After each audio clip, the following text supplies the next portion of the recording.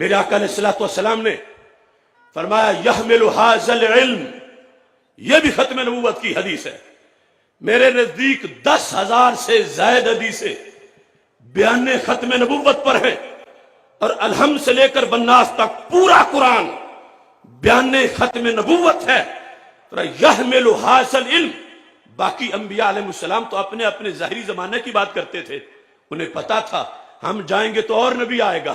وہ دستگیر ہوگا، وہ رہبر ہوگا، وہ ہاتھ پکڑے گا اور وہ رہنمائی کرے گا۔ مگر میرے آقا علیہ السلام کو پتا تھا میں آخری ہوں، اگر 15ویں صدی والوں کو اندھیروں میں نور کی ضرورت پڑے گی تو نور میں نے ہی دے کے ڈالا ہے۔ یحمل ھذا العلم، فرمایا جو میرا علم میں لے کے آیا ہوں اس کے حامل پیدا ہوں گے، صرف 1 صدی میں، صرف 2 میں، صرف 4 میں، فرمایا نہیں من کل خلف، قیامت تک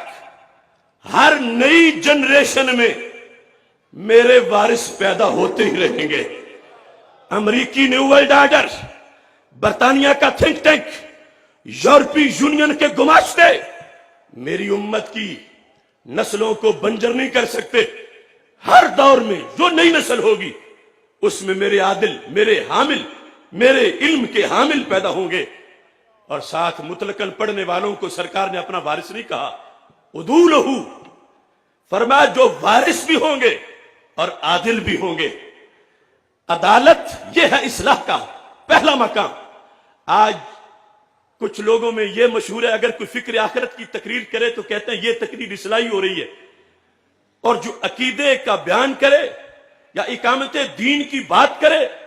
اس کو سمجھتے نہیں کہ یہ اصلاحی ہے۔ فکر حافظ الحدیث یہ ہے کہ سب سے پہلی اصلاح عقیدے کی اصلاح ہے، دوسرے نمبر پر عمل کی اصلاح ہے، تیسرے نمبر پر معاملہ کی اصلاح ہے، اور چوتھے نمبر پر نظام کی اصلاح ہے۔ یہ ساری اصلاحیں بیک وقت حضرت حافظ الحدیث رحمت اللہ علیہ نے اپنی زندگی میں ان کو کامل بھی فرمایا ہے، ان کو جامع بھی فرمایا ہے، اور ان کا پریکٹیکل کر کے آپ نے اپنے مریدوں کو یہ شان عطا فرمائی ہے۔ حضرت مجدد الفسانی نے جس اصلاح کا جھنڈا بلند کیا، شیر ربانی نے بھی اسی اصلاح کا جھنڈا بلند کیا، اور حضرت حافظ الحدیث رحمت اللہ علیہ نے بھی اسی اصلاح کا جھنڈا بلند کیا۔ اس واسطے یہ پیر سید نوید الحسن شاہ صاحب ہوں یا میاں ولید احمد شرک پوری ہوں، جیسے یہاں تجھے آستانے کی مسند اور سجادے پر بیٹھے ہوئے خوبصورت نظر آتے ہیں، ایسے ہی اقامت دین کے محاذوں پر یہ ڈی چوک میں بیٹھے ہوئے بھی پرنور نظر آتے ہیں، اور ہر محاذ پر آگے بڑھ کر اس پرچم کو بلند کرنے کے لیے کردار ادا کرتے ہیں۔ تو حضرت حافظ الحدیث رحمت اللہ علیہ نے جامع اصلاح کا نظام اپنے مریدوں کو دیا، اپنے تلامذہ کو دیا، اپنے متعلقین کو دیا۔ اس بنیاد پر عقیدے سے لے کر نظام تک اس پورے سینیریو کے اندر جس آستانے کے شیر نکلے، جس سلسلہ کے مرید نکلے، اور جس ایوان سحر کی کرنوں کے حاملین نکلے، وہ اہل سنت و جماعت کے سارے آستانے، ساری جماعتیں، سارے مدارس ان کا کردار ہے۔ مگر بھٹو کی آندھی ہو